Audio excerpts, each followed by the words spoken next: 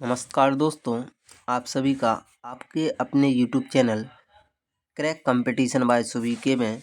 और आप सभी को पता है ना, कि हम सभी वर्ल्ड हिस्ट्री स्टार्ट कर दिए हैं। वर्ल्ड हिस्ट्री में पहला पार्ट, दूसरा पार्ट टॉपिक वाइज एमसीक्यू के साथ डाल दिया गया है। ये अपना जो तीसरा पार्ट है ना, और जो अपना ये पार्ट होने वाला है, तो आपको पता है पार्ट 1, पार्ट 2 और ये पार्ट 3 है। और पार्ट 3 का जो नाम है वो पार्ट 3 क्या है, तो पार्ट फर्स्ट में पुनर्जागरण काल था, पार्ट सेकंड का नाम साम्राज्यवाद था। तो जिसने अभी तक पार्ट सेकंड और पार्ट फर्स्ट नहीं देखा, पहले वो देखें फिर इसको करें। इसमें अपन जो स्टार्ट करने चल रहे हैं ये है तीसरा सिलेबस, और सिलेबस का तीसरा अध्याय जिसका नाम है अमेरिका की क्रांति। और इससे जुड़े हुए काफ़ी महत्वपूर्ण फैक्ट और एमसीक्यू परीक्षा में आते हैं, है ना। इससे संबंधित काफ़ी क्वेश्चन तो आज अपन पढ़ने चल रहे हैं अमेरिका की क्रांति। और इसमें फैक्ट के साथ साथ थोड़ा हम आपको डिटेल बताने की भी कोशिश करते हैं। अगर आपने इन फैक्टों को याद कर लिया तो इतने ही में आपका काम यूपीएससी एमपीपीएससी और जनरली एग्जाम कवर हो जाएंगे। तो आज स्टार्ट करते हैं अमेरिका की क्रांति। और ये वर्ल्ड हिस्ट्री का तीसरा पार्ट है, जो रात के आपको कितने बजे मिल जाएगी, 8 बजे मिल जाती है वीडियो। तो चलते हैं अपने पहले क्वेश्चन के साथ। पहला क्वेश्चन है, अमेरिका को स्वतंत्रता कब प्राप्त हुई थी, है ना। तो अमेरिका की स्वतंत्रता की बात करें तो अमेरिका को स्वतंत्रता प्राप्त हुई थी 4 जुलाई सन 1776 में। याद रखना, काफ़ी महत्वपूर्ण फैक्ट है कि अमेरिका को स्वतंत्रता कब मिली, 4 जुलाई सन 1776 में। या फिर ऐसा क्वेश्चन आए, अमेरिका अपना स्वतंत्रता दिवस कब मनाता है, तो कब मनाता है, 4 जुलाई को। 4 जुलाई को अपना स्वतंत्रता दिवस मनाता है प्रत्येक वर्ष। वैसी स्वतंत्रता मिली थी 4 जुलाई सन 1776 में। अगर अपन देखें तो अमेरिका को की जो स्वतंत्रता स्टार्ट हुई थी, जो हुई थी सन 1775 से लेकर सन 1783। तो जी याद रखना कि इसकी स्टार्टिंग कब हुई थी, सन 1775 से सन 1783 में। अब थोड़ा सा अपन फैक्ट देखें कि इस डेट को 4 जुलाई सन 1776 को अमेरिकी स्वतंत्रता दिवस मनाया जाता है। यानी इसे अमेरिकी स्वतंत्रता युद्ध या क्रांतिकारी युद्ध के नाम से भी जानते हैं। ये युद्ध कैसे उन्होंने जीता, कैसे स्वतंत्रता मिली अमेरिका को, तो ग्रेट ब्रिटेन, उस समय पावरफुल जो देश था वो कौन सा था, ग्रेट ब्रिटेन। ग्रेट ब्रिटेन मतलब अंग्रेजों का गढ़। तो इसमें एक तरफ थे ग्रेट ब्रिटेन और एक तरफ थे 13 नॉर्थ अमेरिका के उपनिवेश के बीच एक सैन्य संघर्ष हुआ था, जो अमेरिका क्रांति के रूप में जाना जाता है। और इसमें यह जो उपनिवेश थे वे स्वतंत्र होकर अमेरिका बन गया, है ना। तो उपनिवेश तो आपको पता ही है, छोटे छोटे क्षेत्रों को जीतकर अपने में मिला लेना ही क्या कहलाता है, उपनिवेश। तो ग्रेट ब्रिटेन और उत्तरी अमेरिका के 13 उपनिवेश के बीच एक सैन्य संघर्ष हुआ था। फिर इसके बाद अमेरिका को स्वतंत्रता प्राप्त हुई थी 4 जुलाई सन 1776 में। तो इन फैक्टों को आप जरूर याद लीजिएगा, काफ़ी महत्वपूर्ण फैक्ट है। Next question, Boston T party की घटना किस वर्ष घटित हुई थी।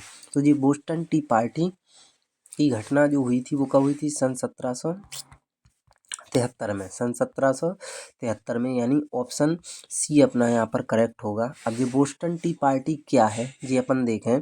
अगर आपसे पूछा जाए कि अमेरिका को स्वतंत्रता मिलने के पीछे तात्कालिक कारण क्या था, तो तात्कालिक कारण क्या था, बोस्टन टी पार्टी।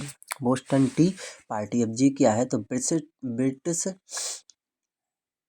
संसद ने चाय के व्यापार के संबंध में एक नया कानून बनाया था। इस कानून के अनुसार जो ईस्ट इंडिया कंपनी है, वह ईस्ट इंडिया कंपनी को अमेरिका में चाय भेजने की अनुमति दी गई थी। तो उससे क्या होता था, अमेरिका को सस्ते में चाय भी मिल जाती थी और जो ईस्ट इंडिया कंपनी को उससे आर्थिक लाभ भी मिल जाता था। तो यह आराम से चल रहा था। लेकिन जो अमेरिका की उपनिवेश थे, उपनिवेश तो जानते ही हो, छोटे छोटे से क्षेत्र। तो जो अमेरिका के उपनिवेश थे, है ना, उन्होंने सोचा कि ईस्ट इंडिया कंपनी तो व्यापार पर एकाधिकार करना चाहती है, इसके कारण क्या होगा, उपनिवेशों को हानि होगी। तो इसलिए ईस्ट इंडिया कंपनी के बहुत सारे जहाज़ थे जो बोस्टन बंदरगाह पर ठहरे हुए थे। बोस्टन एक बंदरगाह का नाम था, जो बोस्टन बंदरगाह पर ठहरे हुए थे। तो उपनिवेश के नागरिक थे, उन्होंने इस जहाज़ों को लूट लिया और इसमें से क्या करा, 342 कितने 342 लगभग चाय के बक्सों को उठा लिया और उन्हें समुद्र में फेंक दिया। किस बंदरगाह पर, बोस्टन बंदरगाह पर, है ना। तो तब से ही इसका जो तात्कालिक कारण कहा गया वो क्या कहा गया, बोस्टन टी पार्टी। तो इस प्रकार से बोस्टन टी पार्टी की शुरुआत हुई, हमने आपको डिटेल में बता दिया। लेकिन आप अगर फैक्ट इस डिटेल रचना को अच्छे से याद नहीं कर पा रहे तो नहीं करो, है ना, दोबारा सुन लो, एक बार सुन लो बस, है ना, और बाकी फैक्ट याद करते चलो। इसके बाद नेक्स्ट क्वेश्चन की बात करें तो अगला फैक्ट क्या है कि अमेरिकी क्रांति का कारण क्या था। इंग्लैंड सरकार का उपनिवेशों में बढ़ता हुआ हस्तक्षेप, अमेरिकी उपनिवेशों में इंग्लैंड के प्रति प्रेम का भाव, नो परिवहन कानूनों का सख्ती से लागू होना, या उपरोक्त सभी। तो इसका करेक्ट आंसर क्या है, उपरोक्त सभी। उपरोक्त सभी होगा इसका करेक्ट आंसर, है ना। यही था इसका मूलभूत कारण। नेक्स्ट फैक्ट की बात करें तो अगला क्वेश्चन है, अमेरिका के प्रथम राष्ट्रपति कौन बने। तो आपको सभी को पता होना चाहिए कि अमेरिका के प्रथम राष्ट्रपति कौन थे, जॉर्ज वाशिंगटन, यानी option D is the correct answer. इसमें काफ़ी महत्वपूर्ण क्वेश्चन है क्योंकि अमेरिका की क्रांति है। इसका नेक्स्ट क्वेश्चन, विश्व का प्रथम गणतंत्र कौन बना। तो विश्व का प्रथम गणतंत्र कौन बना जी आपको पता होना चाहिए। तो कौन बना, कौन सा देश था, अमेरिका, है ना। नेक्स्ट क्वेश्चन, प्रजातंत्र जनता के द्वारा और जनता के लिए शासन, प्रजातंत्र की यह परिभाषा किसने दी थी। प्रजातंत्र चाहे लोकतंत्र, इसकी बात करें अगर अपन तो प्रजातंत्र या लोकतंत्र जनता के द्वारा और जनता के लिए शासन है। यह प्रजातंत्र की परिभाषा किसने दी थी। तो आपको सभी को पता होना चाहिए, यह दी थी परिभाषा अब्राहम लिंकन ने। अब्राहम लिंकन ने। अब थोड़ा सा हम अब्राहम लिंकन के बाद बनाए। इन अब्राहम लिंकन का कार्यकाल था 1861 से लेकर 1865, 1861 से लेकर 1861। और इनकी एक पार्टी थी। क्वेश्चन आता है अब्राहम लिंकन किस पार्टी से बिलोंग करते थे। तो इनकी पार्टी का नाम था रिपब्लिकन पार्टी। याद रखना इनकी पार्टी का नाम क्या था, रिपब्लिकन पार्टी अब्राहम लिंकन की। और अब्राहम लिंकन ने एक प्रथा को समाप्त किया था, उस प्रथा का नाम है दास प्रथा। तो ये फैक्ट याद रखिए, है ना। तो इसका करेक्ट आंसर होगा option B, Abraham Lincoln. Next question के साथ चलते हैं। नेक्स्ट क्वेश्चन है, अमेरिका स्वतंत्रता संग्राम की समाप्ति हुई।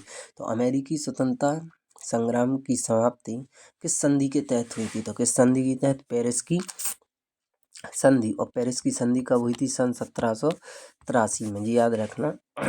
इसके बाद अगला क्वेश्चन, क्वेश्चन नंबर 8, कानून केवल बंदूक की नली द्वारा ही लागू किया जा सकता है, यह कथन किसने कहा था। तो यह कथन है H.W. एल्सन। H.W. एल्सन, जो आपको देख रहे होंगे ऑप्शन सी में, option C is the correct answer. Next question, question number 9। Question number 9 क्या है, या तो मुझे स्वतंत्रता दो या मृत्यु दो, यह कथन किसका है। तो यह कथन किसका है, पैट्रिक हेनरी का।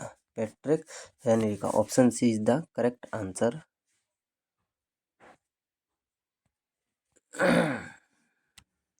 नेक्स्ट क्वेश्चन, अगला जो क्वेश्चन है इस सीरीज का, क्वेश्चन नंबर 10। क्वेश्चन नंबर 10 क्या, गुलामी प्रथा का विरोध करने वाले अमेरिकी राष्ट्रपति क्या थे, कौन थे। तो आपको पता होना चाहिए, गुलामी प्रथा मतलब दास प्रथा। दास प्रथा को समाप्त करने वाले राष्ट्रपति कौन थे, Abraham Lincoln. Option C is the correct answer. अगला क्वेश्चन देखो, काफ़ी महत्वपूर्ण फैक्ट लिए गए हैं तो ध्यान से सुनिएगा। अमेरिका में कुल कितने उपनिवेश अंग्रेजी द्वारा बसाए गए थे। तो कितने उपनिवेश थे अमेरिका के, 13। पता होना चाहिए कितने उपनिवेश, 13। Option D is the correct answer. उपनिवेश क्या होता है जी, हमने आपको साम्राज्यवाद की वीडियो में बताया था। तो जो जिसने भी वीडियो ना देखी हो तो देख लें, अपनी प्लेलिस्ट में डली है वर्ल्ड हिस्ट्री की। क्वेश्चन नंबर 12, कॉमन सेंस किसकी रचना है। तो कॉमन सेंस किसकी रचना है ये पता होना चाहिए। तो ये है थॉमस पेन की। थॉमस पेन की, option D is the correct answer. और आपको बताएं कि जो रचना है ये कितने पेजों में लिखी गई, लगभग 47 पेज की है। 47 पेज का ये पैम्पलेट है जिसमें 13 उपनिवेशों के स्वतंत्रता के बारे में बताया गया है। किस किताब में? कॉमन सेंस, जो लिखी है थॉमस पेन ने। नेक्स्ट क्वेश्चन, अगला क्वेश्चन है जो वो कौन सा है? तो ये है पेरिस की संधि कब हुई थी? आपको पता होना चाहिए। बताया हमने पेरिस की संधि कब हुई थी? सन 1783 में। लेकिन कब हुई थी? जी करेक्ट इसका आंसर है वो है 3 सितंबर सन 1783, जो ऑप्शन डी में आपको दिख रहा होगा, तो वही अपना सही हो जाएगा। अगला, अमेरिका क्रांति परिणाम थी। अमेरिकी क्रांति का परिणाम क्या था? तो आर्थिक, राजनीतिक, सामाजिक, धार्मिक व अनेक शक्तियों का यह मुख्यतः ग्रेट ब्रिटेन और उसके उपनिवेशों के बीच आर्थिक हितों का संघर्ष थी। ए और सी दोनों, तो इसका करेक्ट आंसर होगा ए और सी, ए और बी दोनों, यानी option C is the correct answer. Question number 15 औपनिवेशिक शासन को नियंत्रित करता था। तो कौन नियंत्रित करता था? तो जी आपको पता होना चाहिए कौन नियंत्रित करता था। गवर्नर, मतलब वो 13 उपनिवेश थे, उनकी हर सभी के अलग अलग क्या थे? गवर्नर। तो इन उपनिवेशों की जो सूचना दिया करते थे, किसी चीज़ की कमी पड़ी तो ये अंग्रेज या ग्रेट ब्रिटेन से कहा करते थे गवर्नर। तो मेन कौन हुआ करते थे? उनके गवर्नर। अगला क्वेश्चन इस सीरीज का, तो इसका next question, question number 16, sugar act क्या था? तो पहले हम आपको बता दें शुगर एक्ट क्या था। ध्यान से सुनना इस चीज़ को, है ना। आंसर तो आपको खुद ना खुद पता चल जाएगा। तो शुगर एक्ट क्या था? शुगर एक्ट इंग्लैंड के अलावा अन्य देशों से आने वाली जो रम थी उसका आयात बंद कर दिया गया था। वाह, सिरे पर आयात जो कर टैक्स लगता था उसको बढ़ा दिया गया था। इसके साथ साथ जो शराब पर लगने वाला व रेशम, कॉफ़ी, इन सब पर कर को बढ़ावा दिया था। इस कारण जो उपनिवेश थे उन्हें इकोनॉमिकल इशू होने लगे। तो अब होता था कि ना तो वह सस्ते दामों में शक्कर खरीद पाते थे और ना ही रम बनाने के लिए सीरे खरीद पाते थे। तो इसलिए शुगर एक्ट आया था। अब आप आंसर बता दोगे। तो इंग्लैंड के अतिरिक्त अन्य देशों से आने वाले विदेशी रम का आयात बंद कर देना, बिल्कुल करेक्ट। सीरे पर आयात को कर बढ़ा देना, बिल्कुल करेक्ट, है ना। गन्ने आदि पर कर बढ़ाना, तो जी गन्ने की बात ही नहीं थी, सीरे और रम की बात थी। तो ऑप्शन डी, ए व बी दोनों, है ना। तो फैक्ट जो नहीं सुन रहा है सुनते चलिए ध्यान से, है ना। इसके बाद नेक्स्ट क्वेश्चन की बात करें, अमेरिका के स्वतंत्रता संग्राम का पहला संघर्ष हुआ था। तो पहला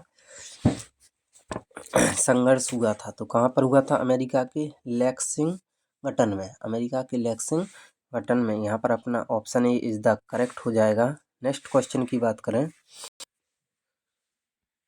अगला क्वेश्चन है इस सीरीज का क्वेश्चन नंबर 18, अमेरिकी स्वतंत्रता संग्राम का अंत हुआ था। तो आपको पता है किस संधि के द्वारा हुआ था?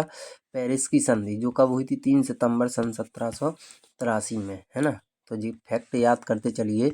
नेक्स्ट 19 नंबर का क्वेश्चन, इंग्लैंड की असफलता के कारण थे। तो क्या कारण थे? युद्ध स्थल का इंग्लैंड से अत्यधिक दूर होना, जॉर्ज तृतीय का लोकप्रिय शासन, उपनिवेशों की शक्ति का इंग्लैंड द्वारा गलत अनुमान, या उपरोक्त सभी। तो इसका करेक्ट आंसर क्या होगा? उपरोक्त सभी, option D is the correct answer. अगला क्वेश्चन, इस सेशन का अमेरिकी क्रांति की सबसे बड़ी देन है? क्रांतिकारी आंदोलन, गणतंत्र की स्थापना, भारत से अच्छे संबंध, या कोई नहीं। तो इसका जो अपना करेक्ट आंसर हुआ वो होगा गणतंत्र की स्थापना। अमेरिकी क्रांति की सबसे बड़ी देन है कि ये सबसे पहले गणतंत्र हुआ था, है ना। इसके बाद नेक्स्ट क्वेश्चन, अमेरिकी नारा जो आयरलैंड में बहुत लोकप्रिय था वह क्या है? उपनिवेशों के कर हटाओ, प्रतिनिधित्व नहीं तो कर नहीं, उपनिवेशों का आंदोलन होके रहेगा, उपरोक्त सभी। तो प्रतिनिधित्व नहीं तो कर नहीं, जी स्टेटमेंट आयरलैंड में बहुत फेमस था, उस समय बहुत चलता था। प्रतिनिधित्व नहीं तो कर नहीं, तो option B is the correct answer. Next question, अमेरिकी स्वतंत्रता संग्राम के चरण थे? क्रांतिकारी आंदोलन, स्वतंत्रता संग्राम, की उपनिवेशों का युद्ध। तो ए और बी दोनों, क्रांतिकारी आंदोलन और स्वतंत्रता संग्राम। तो option D is the correct answer. A और बी दोनों यहाँ पर अपने करेक्ट होंगे। नेक्स्ट क्वेश्चन, इस सेशन का स्वतंत्रता संग्राम से इंग्लैंड पर होने वाले प्रभाव क्या है, ये आपको बताना है। तो क्या है? जॉर्ज तृतीय के व्यक्तिगत शासन का अंत, धर्मनिरपेक्ष राज्य की स्थापना, औपनिवेशिक नीति में परिवर्तन। ए और बी दोनों अपने करेक्ट, ए और सी दोनों करेक्ट होंगे, यानी option D is the correct answer. अगला क्वेश्चन नंबर 24 काफ़ी इंपॉर्टेंट और महत्वपूर्ण क्वेश्चन लिए गए हैं, तो आप पूरे लगाइए ध्यान से। चलते हैं। अमेरिकी क्रांति को प्रेरित करने वाली पुस्तक किसने लिखी? तो ये पुस्तक किसने लिखी? Stephen Hopkin. Option D is the correct answer. अगला क्वेश्चन नंबर 25। अमेरिका के मूल निवासियों को कौन से इतिहासकारों ने रेड इंडियन नाम से संबोधित किया है? तो अमेरिका के मूल निवासी को कहा जाता है रेड इंडियन। लेकिन ये रेड इंडियन कहा किसने था? तो ये कहा था यूरोपीय इतिहासकारों ने। Option B is the correct answer. अगला क्वेश्चन, अमेरिका का स्वतंत्रता संग्राम कितने वर्ष चला था? तो आपको पता होना चाहिए अमेरिका का स्वतंत्रता संग्राम चला था 7 वर्ष। Option D is the correct answer. अगला क्वेश्चन, इस सीरीज में हमने कम से कम 50 महत्वपूर्ण फैक्ट लिए हैं, महत्वपूर्ण क्वेश्चन लिखे हैं अमेरिका की क्रांति से संबंधित, तो आप सभी लगाइए। अगला है 27 नंबर का, माया संस्कृति से संबंधित कौन सा कथन गलत है? ये आपको बताना है। तो कौन सा कथन गलत है ना? तो ये है कौन सा? इसका संबंध मैक्सिको से है, सही है। इसका आधार मक्का की खेती से जुड़ा है, सही है। 14-17 शताब्दी के मध्य महत्वपूर्ण उन्नति हुई, बिल्कुल करेक्ट। लेकिन टोलमी माया संस्कृति से संबंधित नहीं था। टोलमी माया संस्कृति से संबंध नहीं था। Option D is the correct answer. Next question, Boston बंदरगाह को बंद करने वाला एक्ट कौन था? तो आपको बताए थे बोस्टन बंदरगाह को बंद करने वाला जो एक्ट था उसका नाम क्या था? तो उसका नाम था intolerable act. Option B is the correct answer. और ये एक्ट कब आया था? सन 1774 में, ये भी याद रखिए। नेक्स्ट क्वेश्चन की बात करें, क्वेश्चन नंबर 29। एजिटक सभ्यता से संबंधित कौन सा कथन गलत है? समाज श्रेणीबद्ध, मैक्सिको में विकसित, ग्रामीण सभ्यता कि मैक्स विली प्रमुख देवता। तो आपको पता है कोई भी देश ग्रामीण सभ्यता से नहीं हो सकता है, तो ग्रामीण सभ्यता is the correct answer. Option C यहाँ पर अपना करेक्ट होगा। नेक्स्ट क्वेश्चन, स्वतंत्रता की घोषणा किसने लिखी? तो आपको पता होना चाहिए स्वतंत्रता की घोषणा किसने लिखी? अमेरिका की स्वतंत्रता की घोषणा तो थॉमस जेफरसन, जो आपको दिख रहे होंगे ऑप्शन सी में। इसके बाद नेक्स्ट क्वेश्चन है 31 का, क्या है? रेफेबियस किसकी उपाधि थी? तो जो रेफेबियस थी ये किसकी उपाधि थी? तो ये थे जॉर्ज वाशिंगटन, अमेरिका के प्रथम राष्ट्रपति जॉर्ज वाशिंगटन रेफेबियस की उपाधि थी। Next question number 32। और क्वेश्चन नंबर जो 32 है वो क्या है? अमेरिका में सन 1775 तक कितने उपनिवेश स्थापित हो गए थे? तो आपको बताए हैं कितने उपनिवेश थे? 13। Option C is the correct answer. तो आपको क्वेश्चन कैसे लग रहे हैं? क्वेश्चन अच्छे लग रहे हैं तो वीडियो को लाइक करें और चैनल को सब्सक्राइब जरूर कर लें एक बार। अगला है स्टाम्प एक्ट कब आया था? सन 1765। तो इस एक्ट का प्रमुख उद्देश्य क्या था? ब्रिटिश उपनिवेश को मजबूत करना, अमेरिका को आर्थिक रूप से कमजोर करना, स्टाम्प के बहाने करेंसी को मजबूत करना, सेना का खर्च उठाना। तो इसका करेक्ट आंसर होगा सेना का खर्च उठाना। Option D is the correct answer. Next question, इस सेशन का किस सरकार ने स्टाम्प एक्ट को रद्द कर दिया था? तो आपको पता होना चाहिए ऐसी कौन सी सरकार थी जिसने स्टाम्प एक्ट को रद्द किया था? तो उसका नाम है रकिंगम सरकार। Option B is the correct answer. अगला क्वेश्चन नंबर 35। प्रथम महाद्वीपीय कांग्रेस का अधिवेशन कब हुआ था? तो कब हुआ था ये आपको पता होना चाहिए। तो ये हुआ था 5 सितंबर सन 1774। तो option A is the correct answer. अगला फैक्ट क्या है?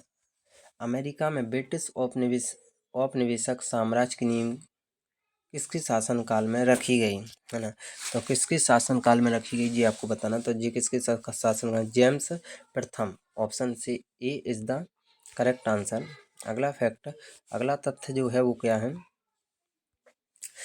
रेड इंडियन कहाँ के मूल निवासी थे? तो आप सभी को पता है जो रेड इंडियन थे ये अमेरिका के मूल निवासी कहलाते थे, है ना? Option A is the correct answer.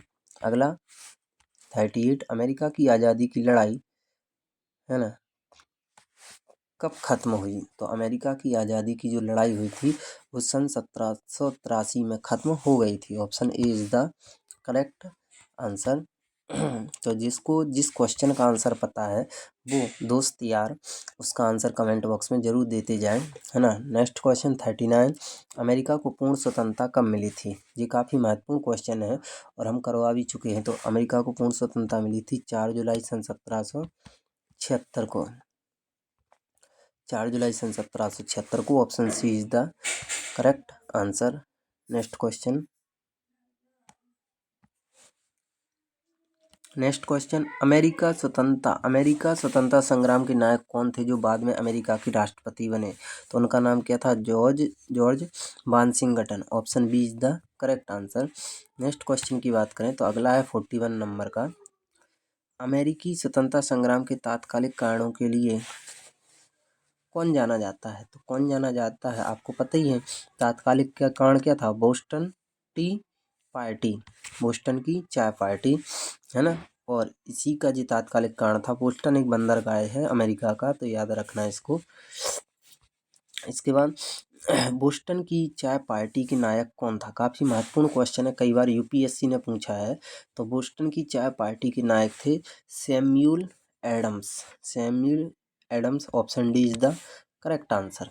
Next question 43 क्या है, आधुनिक गणतंत्र की जननी किसको कहा जाता है। तो आधुनिक गणतंत्र की जननी कहा जाता है अमेरिका को। Option B is the correct answer. अगला क्वेश्चन नंबर 44, विश्व का पहला देश कौन था जिसने मनुष्यों की समानता और उसके मौलिक अधिकारों की घोषणा की। तो आपको पता है विश्व का पहला देश कौन सा है, ऐसा America.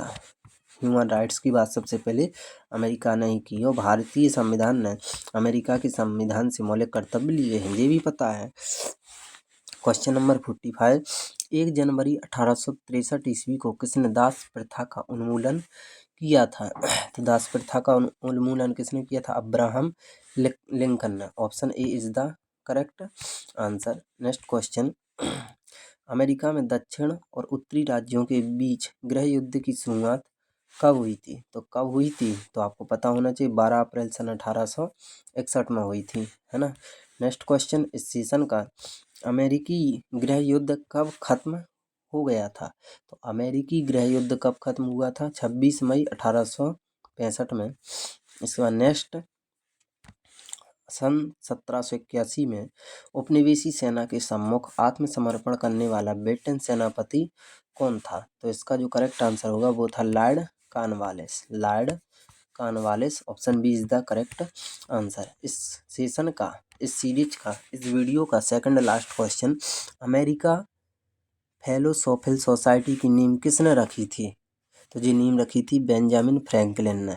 Option C is the correct answer. और इस सेशन का सबसे अंतिम क्वेश्चन है ना। तो एक बार वीडियो को लाइक और चैनल को सब्सक्राइब जरूर कर लें।